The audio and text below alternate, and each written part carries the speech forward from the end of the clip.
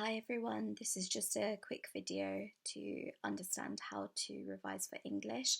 It's not an exhaustive list, it's just some suggestions, and I'm sure that you will be able to think of more that I haven't included. I've tried to categorize the revision techniques according to different things. So what you can see on the screen is what we're going to be focusing on. So the first part is your general understanding. The easiest thing that I would say to do in terms of wrapping up all your knowledge of the text is either to reread the text, or if you want the easy way around, is just to simply read a summary again. It's quite easy to forget little details that have taken place. So with this, it kind of consolidates everything that you've looked at.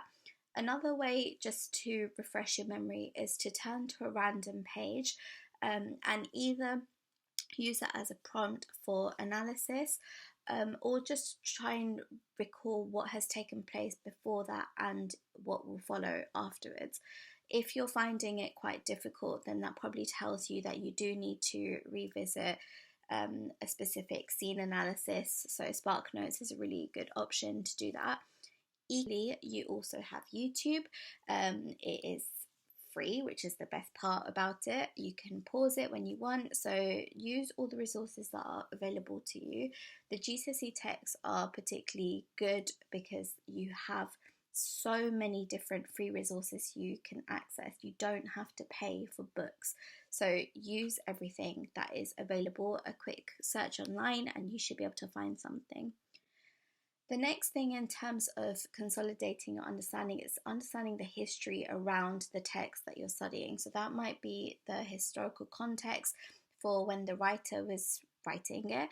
It could be for when the audience were watching it. So in some cases there is a disparity between when something was written to when it was first performed, first read, or comparing it to nowadays.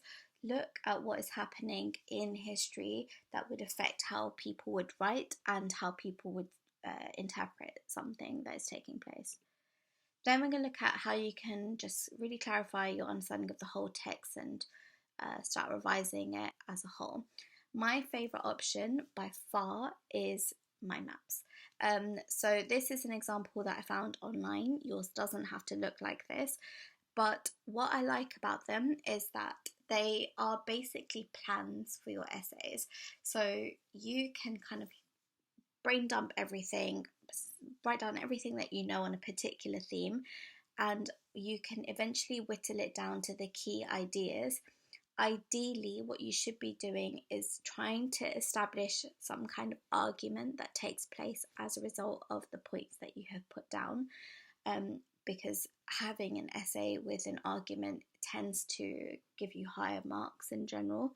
A mind map also ensures that although you're branching out and thinking of different ideas, it ensures that you're staying focused on the question because it would probably be at the centre of the page. So if, for example, you're looking at how men have been presented in an inspector course, you can place that in the middle, and then it means that you're always using that as an offshoot before you continue on with the mind map.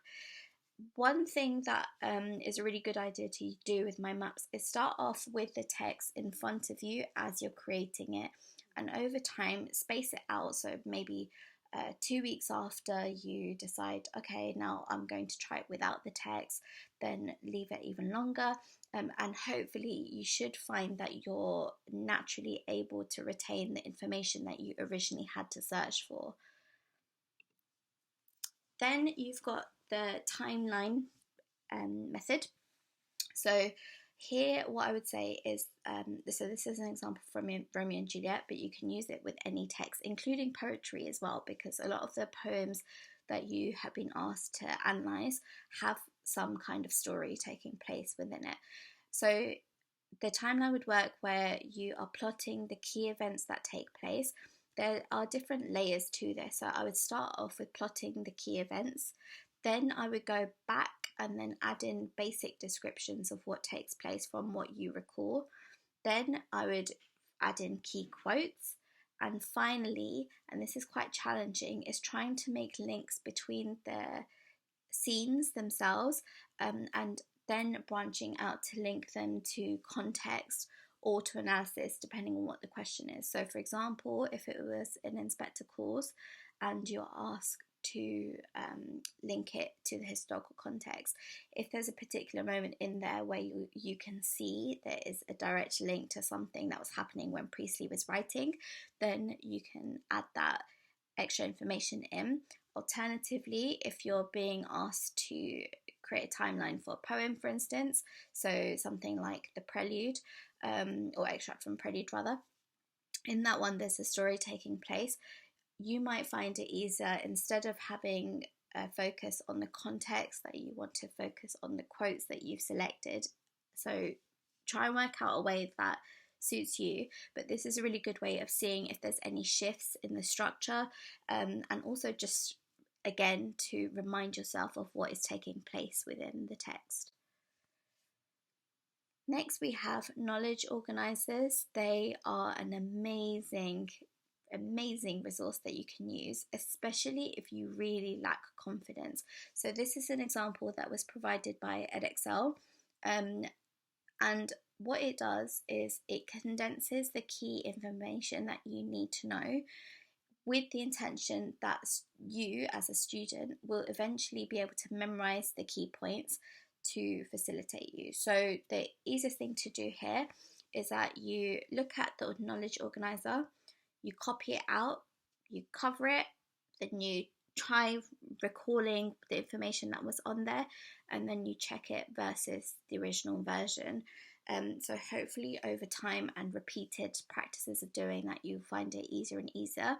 You could also take out words that are in the knowledge organizer. So for instance, if we were going to look at that very first box where it says J.B. Priestley, you might decide to take out the name of the Commonwealth Party, and then your job is to be able to identify what the missing information is and then add that in. I would really recommend that you try and make your own. There are so many available online, but the good thing about making your own version is that in itself is a revision activity, because you have to be able to identify what points you think are essential for you to know. The good thing about knowledge organisers as well is that they're quite adaptable, so you could condense everything onto an A3 page, then maybe to an A4, then maybe even further to an A5. So really test yourself, experiment with different ways of using the writing that is on there. But the key thing is that this is a summary activity. So you might find it helpful as well to have the knowledge organizer in front of you while you're writing an essay, and then over time try and wean yourself off of it, and that forces you into recalling the information. Next is a Venn diagram. So this might not seem like an immediate revision tool, but the thing I like about comparing is that it makes you think about broader ways of mixing text together. So you might be revising an inspector clause and Romeo and Juliet, for instance, and you might think, oh, what is similar about, if we use the men example from earlier, what is similar about the way that both texts present men, and then try and find some parallels that exist there. So this is a good way of forcing you into understanding how to create arguments as well. So your argument would be at the center, and then you would have the offshoots, any variations that might exist. You might add in contextual information, quotes, be as broad as you want. It's quite a versatile revision tool to use, but it is a skill being able to do that with text that you wouldn't initially think to compare together. Now we're going to look at how you can focus on characters in particular. So this is a revision clock.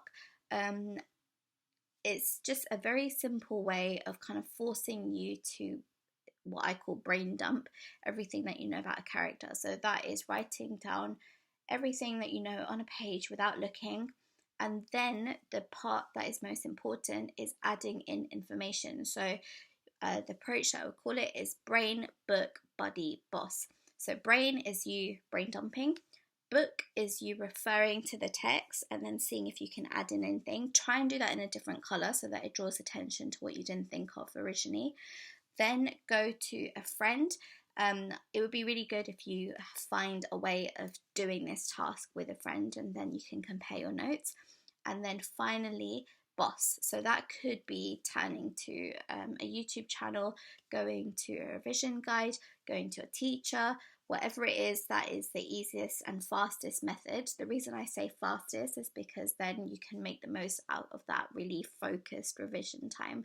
So if you did this with a character for each segment, that's a good way to do it. So maybe if you say, okay, me and my friend, we're going to revise together and we're going to spend 4 minutes writing everything that we know about Sheila Burling, and then the next 5 minutes, everything we know about Mrs. Burling, or whatever it is you want to do. The next one is quite similar, though this one is focusing more on how the character interacts with others. So in the middle of the outline, you are going to write what the character thinks about themselves. That could ideally include quotes, just because we all know quotes are going to give you more marks because you're proving your points. And then outside, this is where the interaction with other characters come in, is that outside is focusing on how other people perceive that person. So you might have a discrepancy between how a character portrays themselves or what they consider themselves to be versus what other people say, and therefore that reveals even more about that character. You also should consider why that character has been included in the first place. What do they add to the meaning of the text? What is their grander purpose in general? Next is just looking at quotes. So this is a quote explosion. You might have done this before. It's where you write a key quote in the middle of the text and then you start exploding it, where you find keywords to zoom in on. The easiest way to identify words to zoom in on, I would say, is finding a word that you think would completely alter the meaning if it didn't exist within that quote. So something that the writer has intentionally chosen with an intended effect in mind. Those are the easiest ones to do it. So this is also an opportunity to practice using subject terminology. So being able to identify where a verb is, where you can see a metaphor, whatever it is that you're commenting on, being able to expand on those and really get marks for deeper analysis. And finally, that is also a good way of memorizing the key quotes, because not only are you forced into thinking, okay, which quotes are worth me exploding in the first place, but then you're having to really focus and pay attention to it. If you're finding it quite difficult to explode a quote, that probably tells you it's not a very good quote to use. Because ideally there should be room for alternative interpretation, so a quote that allows different perspectives to exist at the same time. So try and consider really deeply what quotes you want to use as well.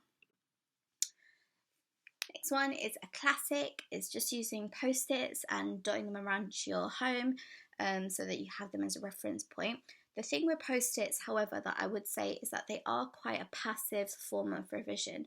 So keep them there, but you also need to find ways of engaging with them. So that might be that you reduce the words that are on there. You might take a word out here and there, whatever it is, but find a way that you are not just paying attention to it for one day and then never looking at it again. So maybe move them around, use different colours, or you could add images to it. So this is a revision technique called dual coding, and essentially it's using images to reinforce the learning that has taken place. So if your teacher has ever asked you to do a comic strip, for instance, that is dual coding, you're kind of mixing the written form with the visual form as well, with the intention that is the synthesis of those ideas is forcing you to think more creatively.